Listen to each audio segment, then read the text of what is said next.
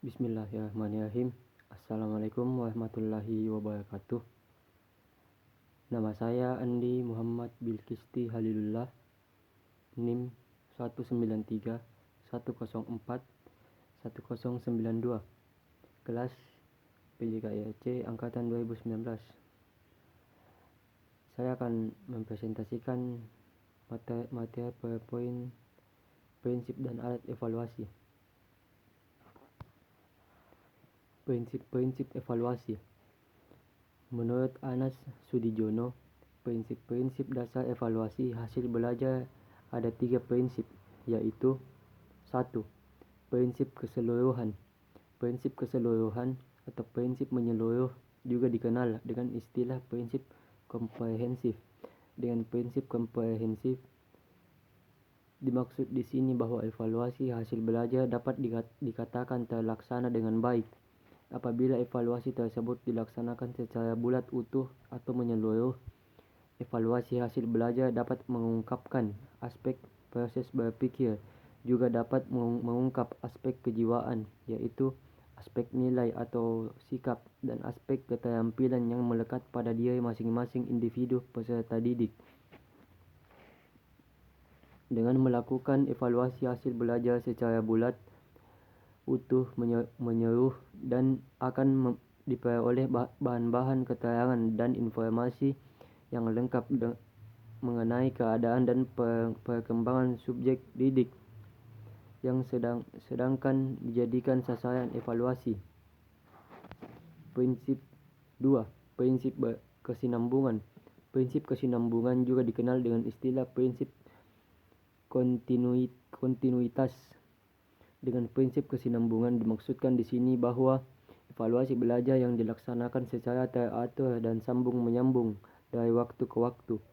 Evaluasi hasil belajar yang dilaksanakan secara berkesinambungan juga dimaksud agar pihak evaluator, guru, dosen, dan lain-lain dapat memperoleh kepastian dan kemantapan dalam menentukan langkah-langkah atau merumuskan kebijaksanaan yang perlu diambil untuk masa-masa selanjutnya, agar tujuan pengajaran sebagaimana telah dirumuskan pada tujuan instruksional khusus atau TIK dapat dicapai dengan sebaik-baiknya. 3. Prinsip objektivitas. Prinsip objektivitas mengandung makna bahwa evaluasi hasil belajar dapat dinyatakan sebagai evaluasi yang baik apabila dapat terlepas dari faktor-faktor yang sifatnya subjektif. Sehubungan dengan itu, dalam pelaksanaan evaluasi hasil belajar, seorang evaluator harus senantiasa berpikir dan bertindak wajar menurut keadaan yang senyatanya, tidak dicampuri oleh kepentingan-kepentingan yang bersifat subjektif. Menurut Ahmad Hamid, prinsip-prinsip evaluasi dibagi menjadi 6, yaitu 1. Sesuaikan dengan tujuan. Di sekolah ada tahapan-tahapan pelaksanaan evaluasi, yaitu A. Evaluasi penempatan. Evaluasi penempatan dilaksanakan pada saat penerimaan siswa baru untuk memilih siswa-siswi yang mampu mengikuti pembelajaran di sekolah tersebut atau seleksi. Oleh karena itu, soal-soal yang digunakan benar-benar sesuai dengan tujuannya atau ruang lingkup materi, tingkat kesukaannya, sistem penskorian, batas nilai yang dapat diterima, dan sebagainya. Juga pada saat penentuan jurusan IPS, IPA, bahasa, dan sebagainya, untuk menempatkan siswa pada jurusan yang sesuai dengan kemampuannya, minatnya, bakatnya, ekonominya, dan sebagainya.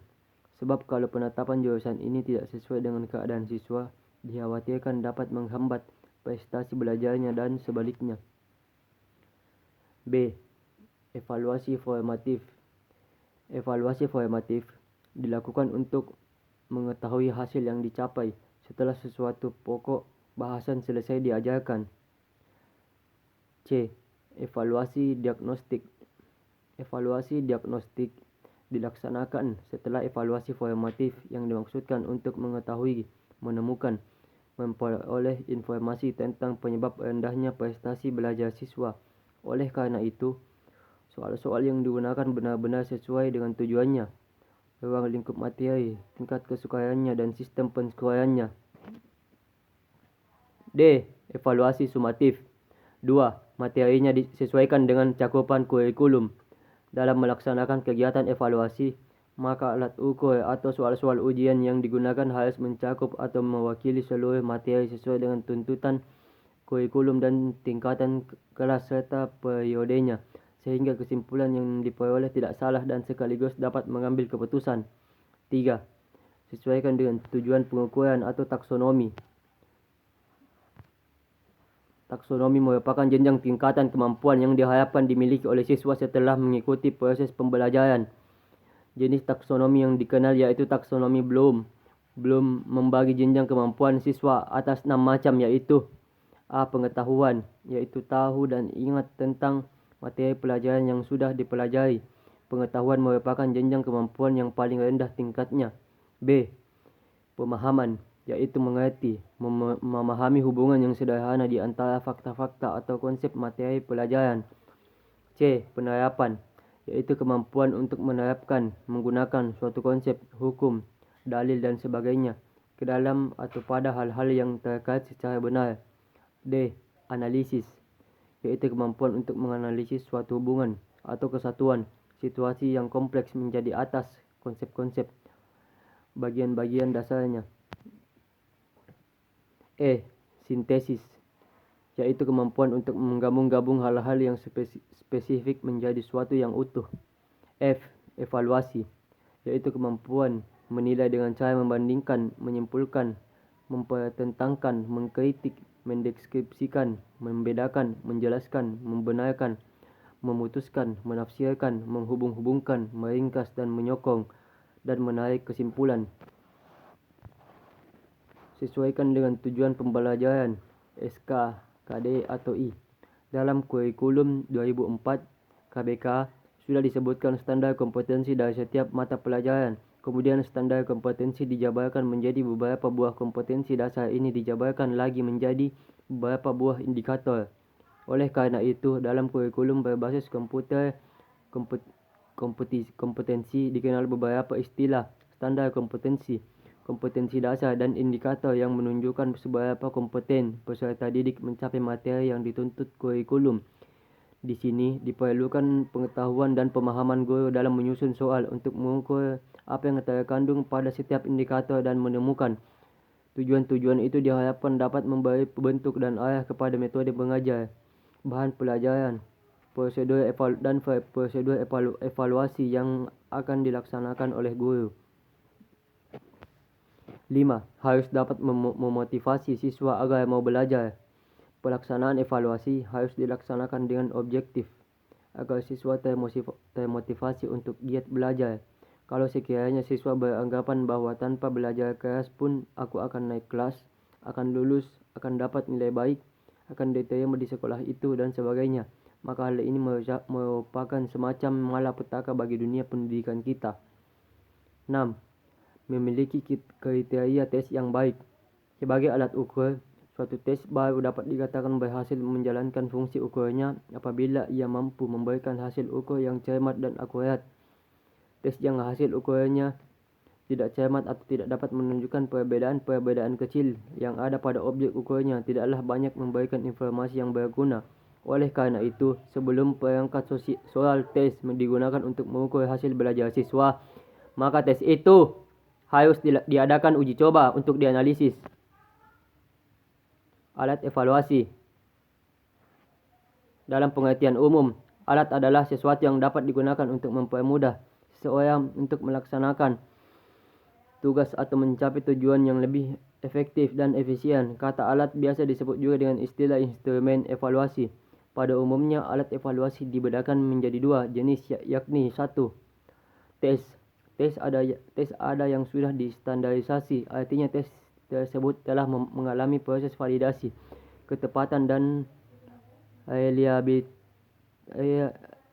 reliabilitasasi, ketetapan untuk suatu tujuan tertentu dan untuk sekelompok siswa tertentu. Sebagai contoh, penyusunan THB, tes hasil belajar, merupakan usaha penyusunan tes yang sudah distandarisasi. Di samping itu, yang banyak kita temukan ialah tes buatan guru sendiri. Tes ini belum distandarisasi sebab dibuat oleh guru untuk tujuan tertentu dan untuk siswa tertentu pula. Meskipun demikian, tes buatan guru harus pula mempertimbangkan faktor validasi dan rehabilitasinya. Tes ini terdiri dari 3 bentuk, yakni A. Tes tulisan-tulisan. Tes objektif. Tes objektif berupa benar atau salah, pilihan berganda, menjodohkan, melengkapi. Tes esai. Tes esai berupa terbatas dan tidak terbatas. B. Tes lisan. Satu penguji menilai satu calon. Satu penguji menilai sekelompok calon. Kelompok penguji menilai satu calon. Kelompok penguji menilai sekelompok calon. C. Tes tindakan. Kelompok perorangan. Jenis tes tersebut biasanya digunakan untuk menilai isi pendidikan, misalnya aspek pengetahuan, kecakapan, keterampilan, dan pemahaman pelajaran yang telah diberikan guru. Menurut Anas Sudijono, terdapat penggolongan tes, yaitu A. Penggolongan tes berdasarkan fungsi sebagai alat pengukur perkembangan kemajuan belajar peserta didik. Tes seleksi. Tes seleksi sering dikenal dengan istilah ujian saingan atau ujian masuk. Tes ini dilaksanakan dalam rangka penerimaan calon siswa baru, di mana hasil tes digunakan untuk memilih calon peserta didik yang tergolong paling baik dari sekian banyak calon yang mengikuti tes. Tes awal. Tes awal sering dikenal dengan istilah pre-test. Tes jenis ini dilaksanakan dengan tujuan untuk mengetahui sejauh manakah materi atau bahan pelajaran yang akan diajarkan telah dapat dikuasai oleh peserta didik. Jadi tes awal adalah tes yang dilaksanakan sebelum bahan pelajaran diberikan kepada peserta didik. Tes akhir. Tes akhir sering dikenal dengan istilah post-test. Tes akhir dilaksanakan dengan tujuan untuk mengetahui apakah semua materi pelajaran yang tergolong penting sudah dapat dilaksanakan dengan sebaik-baiknya oleh peserta didik. Tes diagnostik. Tes diagnostik adalah tes yang dilaksanakan untuk menentukan secara tepat jenis kesukaran yang dihadapi oleh para peserta didik dalam suatu mata pelajaran tertentu. Dengan diketahuinya jenis kesukaran yang dihadapi oleh peserta didik, maka lebih lanjut akan dapat dicarikan upaya berupa pengobatan yang tepat. Tes formatif. Tes formatif adalah tes hasil belajar yang bertujuan untuk mengetahui sudah sejauh manakah peserta didik atau telah terbentuk setelah mereka mengikuti proses pembelajaran dalam jangka waktu tertentu. Tes formatif biasa dilaksanakan di tengah-tengah perjalanan program pengajaran, yaitu dilaksanakan pada setiap kali satuan pelajaran atau subpokok bahasan terakhir atau dapat dilaksanakan. Tes sumatif. Tes sumatif adalah tes hasil belajar yang dilaksanakan setelah sekumpulan satuan program pengajaran selesai diberikan di sekolah. Tes dikenal dengan istilah ulangan umum atau EBTA, evaluasi belajar tahapan akhir, di mana hasilnya digunakan untuk mengisi nilai rapor atau mengisi ijazah atau STTB. Ya, mungkin itulah materi PowerPoint yang dapat saya jelaskan. Kurang lebihnya mohon dimaafkan. Wassalamualaikum warahmatullahi wabarakatuh.